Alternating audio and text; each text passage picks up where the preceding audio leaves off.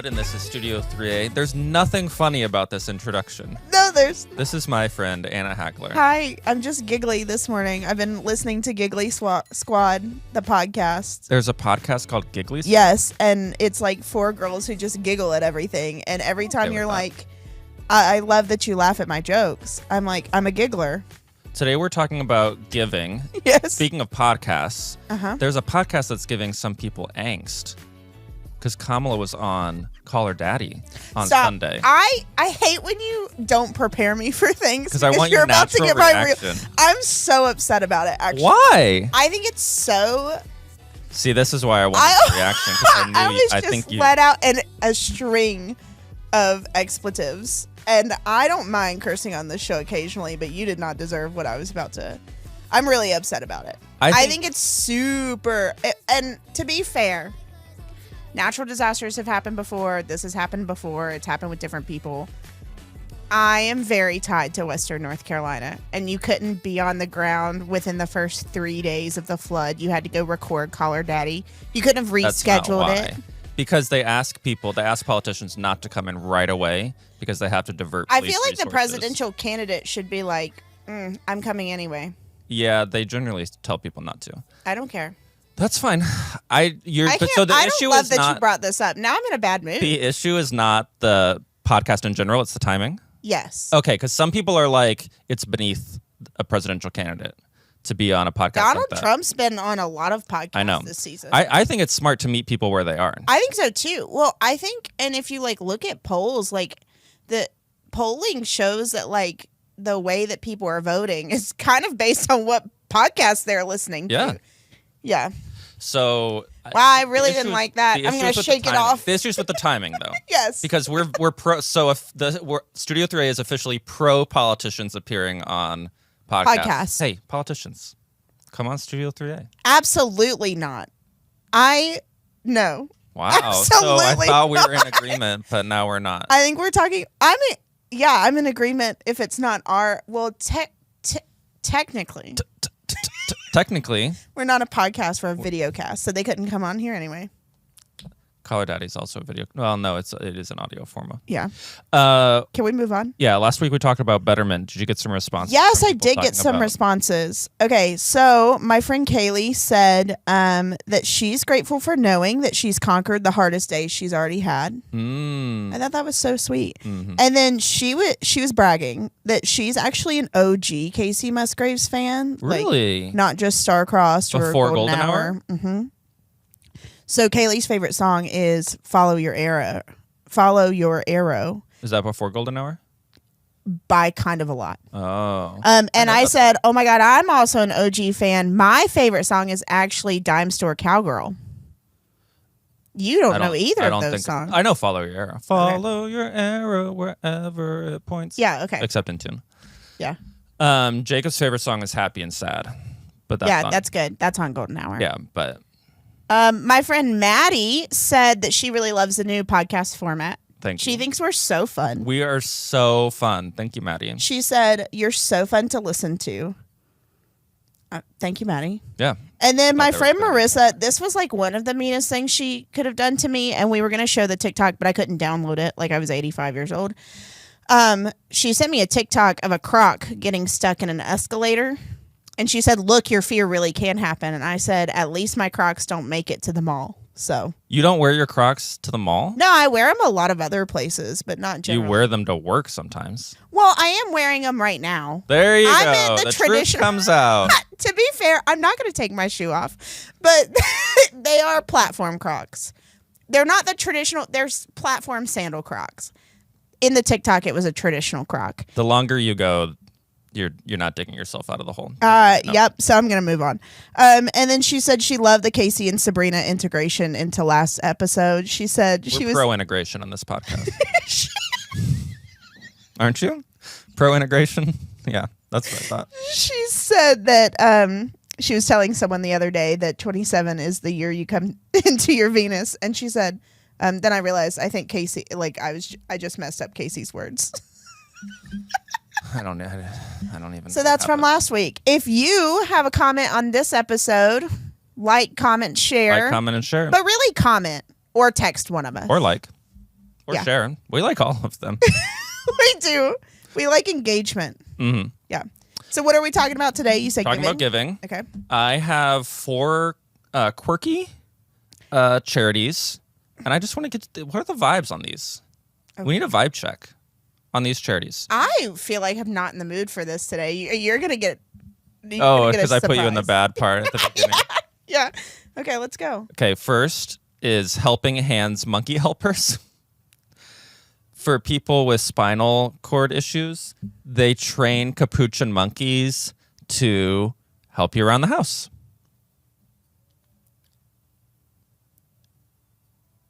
Speechless. Absolutely speechless. It's hard because, like, I don't want to say anything bad because they're helping people, but, like, you could not pay me enough to have a monkey in the house. They are now transitioning out of monkeys and moving into technology. But that is not a euphemism for killing the monkeys. They are putting the monkeys in a home. Again, not a euphemism. Yeah, I was about to say. Not a euphemism. There is a home for the monkeys. They're like natural. Why would they put them in a home and not? Because now they're like trained. They're like used to living in a home. So you're telling me one person's gonna have to take all these monkeys? It's a team of people that live in the monkey house. Like an aquarium, but for monkeys? Yes. Okay. They're now called Envisioning Access because they're transitioning out of monkeys. An aquarium for monkeys. The next one is a gerbil rescue called, this is a local one, Texas Rustler Small Animal Rescue. They rescue rabbits and gerbils. Stop. My best friend in 5th grade, she had a gerbil. And one day it got out of its cage and they couldn't find it. And she lived on the 3rd floor of their house. Like, that's where her bedroom was. And literally, like, 3 days later, she found the gerbil on the ground outside. And it had, like, crawled through a hole and fell. And so I can't look at that seriously at all. Maybe we should have more gerbil rescues. A story about gerbil rescue and turned it into a story about gerbil death. Well, I'm making that is so insensitive to the gerbil community. Well, maybe there should be more gerbil rescues. Okay, next we have a charity called Gunner's Wheels Foundation. Yeah. And they make wheelchairs for dogs. I've thought about that. Like, if my dog was a tripod, I think I'd want wheels for them. I have a really unpopular opinion. I want to be clear that there are multiple people in this room, and when I said that, all of them sighed deeply. I have a bad opinion about dogs in wheelchairs. Okay. And put them out of their misery. I understand that. My dogs are too young for me to feel that way. Yeah, and to say this when we're showing a charity that makes wheelchairs for dogs. The sad thing about the Wheelchairs for Dogs charity on Facebook is they post all the pictures whenever the dog dies. Someone posts like, here's 5 photos of my dog, and I loved them so much. Thank you for their wheelchair. So it's just like an endless feed of dead dogs in wheelchairs. So if you wanted to cry, just go ahead and look at that. Adding it to the list. Okay, our last charity, there's an organization called Tall Clubs International, and it's like a club for tall people. You're offended because you're short. I'm literally so offended. My best friend growing up is 6'2". She like hit 6'2" in middle school. Tall club. She could join the tall club. Yeah. Well, you know what? She needed one in middle school. I always felt for her. The rule is you have to be 5'10" or taller for women or 6'2" or taller for men. 5'10" is a tall height for women? Yeah. There are very few women my height. I'm not even I'm 6 foot. I almost never see a woman as tall as me. There was one at a concert I went to on Saturday night, and I was like, whoa, look at that tall woman. Okay. So they have a foundation where if you're going to college, they'll give you a $1,000 scholarship if you're tall. I love that for them. I would like one to be short also, but I love that. Oh, you need a short person scholarship. Yeah. Although with my luck, I'm so average, I wouldn't make that either. I think you're too tall for the short person scholarship. Yeah, probably. Did you see the photo of, what's her name, Simone Biles with G-Eazy? The height difference was like 2 feet tall. It was pretty funny. That's funny. What's your favorite charity out of the 4? Probably the dogs with wheelchairs, which is really unpopular in this room. Favorite. What is your favorite? Yeah, your favorite. Tell us your favorite quirky charity. If it's not one on the list that we talked about, introduce us. We're always game to learn about new things. What was your favorite quirky charity? Probably a tall one, even though I like to think that I'm tall, but I'm not 6'2", so I wouldn't even qualify. You're taller than me. It feels right. I feel good about that. Because tall people are better than short people. It's just a fact of life. Yeah, it is. Well, I think next up is the video of the week. Yeah, what do you got for us? I feel like now we can't not mention Chapel Roan. Yeah. She was at ACL this weekend. The crowd was insane. I know, because people are over Chapel. They're not. They're obviously not. Not that group of people. I know someone who was there. Also, same. My friend Jorge. I know 2 people who were there. I only know one. We don't need to get into this. Our producer found this video, and it made me laugh out loud. So let's check it out. Okay. Only there can it be unmade. It must be taken deep into Mordor and cast back into the fiery chasm from whence it came. One of you must do this. One does not simply walk into Mordor. Its black gates, guarded by more than just rocks. There is evil there that does not sleep. The great eye is ever watchful. It is a barren wasteland, riddled with fire, ash, dust. The very air you breathe is a poisonous fume. It is folly. That was so dumb. I don't even know how to follow that up. It actually does segue a little nice into what I want to talk about, because you don't even know how, though. Today we're talking about giving, like donating to charity, but I'm going to queer it a little bit, and I'm going to talk about serving in the way that Chapel Rowan serves, the way that gay people talk about serving, like serving face or serving body. Do you know what I'm talking about? Serving? Wow, I'm going to educate you so much. Okay, for those of you who are straight and or boring, my co-host, let me define it for you. To serve means to look stunning, deliver a flawless appearance, and confidently present a remarkable look or style with flair or impact. So here are 4 examples of people who served. First, we have Beyoncé on the cover of Vogue in 2018. Serving. Look at it. Oh my gosh. Similar, we have Rihanna on the cover of British Vogue in 2018 as well. Face. Look at. Oh my gosh, she's serving. Kendall Jenner at the Met Gala in 2021. Face, body, everything. It's incredible.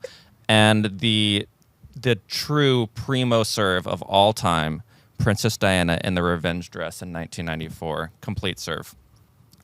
So what lessons, as a pastor, we're always trying to take, the text and create lessons for our lives about it.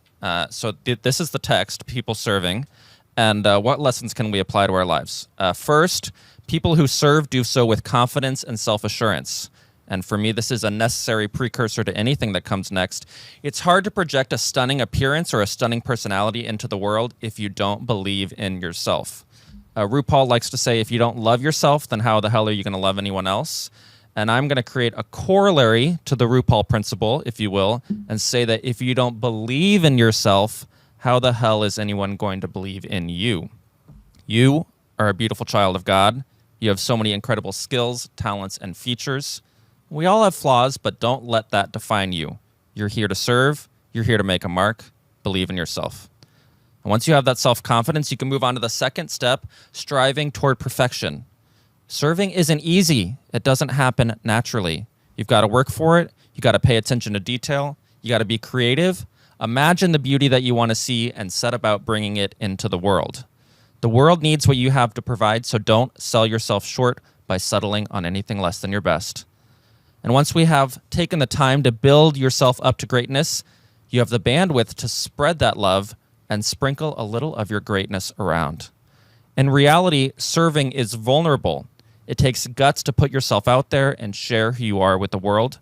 But when you do so, you put yourself in a position to inspire others and help them begin the journey to self-empowerment as well. This is important because serving can only happen in connection with others. There's no point in getting all dolled up and sitting at home. In the same way, when you've built up a well of self-love and self-joy, you have to share it with everyone else. Now, this whole thing is a bit tongue-in-cheek, so what am I really trying to say? Do I think we can all look like Rihanna on the cover of British Vogue? I will speak for myself and say it's not going to happen. But I do think that we can all feel like Rihanna looks on the cover of British Vogue. We can all look at ourselves and be proud of who we are. We can all work every day to become slightly better versions of ourselves. We can all be vulnerable. We can all put ourselves out there. And we can all connect with others and build each other up. In the end, we can all serve. Unexpected. Never been done before. I'm trying to think of that JoJo Siwa quote that's like, nobody in my generation has made this dramatic of a shift. I was not expecting serving today. I would like to serve. I would. Now I'm realizing that I don't even know how to use the word. You would like to serve. That's fine. Okay. One day I will serve. JoJo C was an interesting person to bring up because she's very controversial in the queer community. I don't stand. I think it's a. We stand her as a proud queer person. Okay. She just needs to maybe educate herself on how ungroundbreaking she is because many people have done it before her. For real. I really liked what you said when you said serving only happens in connection with others. Mm-hmm. It's kind of like, it's almost like where my brain went was a lot of times we use ourselves to like compare other people instead of like realizing like the greatness within us and like other people appreciating that. Yeah. Like what if it was a culture of appreciation? Yeah. Instead of like comparison. The point of Rihanna being on the cover of British Vogue is not to be like, you look terrible, Rihanna looks amazing. It's like, Rihanna looks amazing. How awesome is humanity that someone looks this cool? I'm going to go run through a wall for Rihanna because she looks amazing. That's the point, right? Yeah, obviously. That's what you took away from it. Tracking, that's what I'm telling people that we should be taking away from it. Yeah. And that we can build each other up and be like, oh my gosh, you look stunning, or you did a great job at that thing. You know, it doesn't have to be about looks, obviously. Okay, I was about to say, as like a straight person who you're introducing this to, like, can I use it in more than just looks? You can't. The word is about looks, but I'm trying to expand it.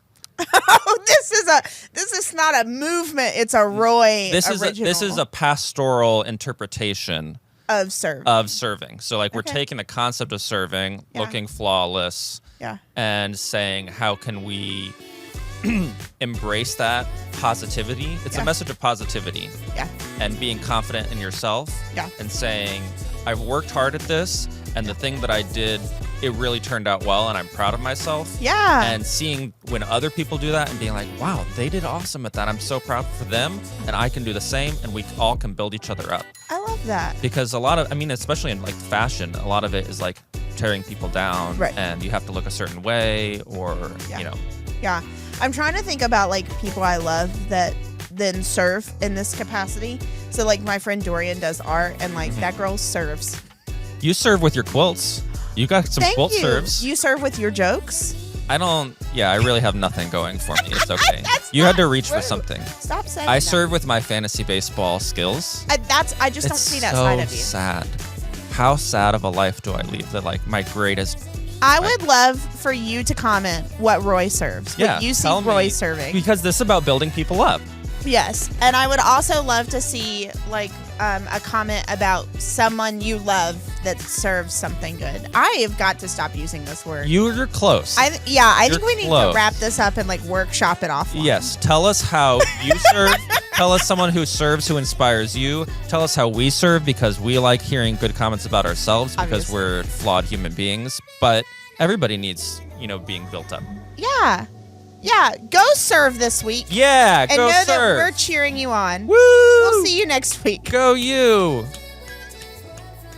It's like a seal clap.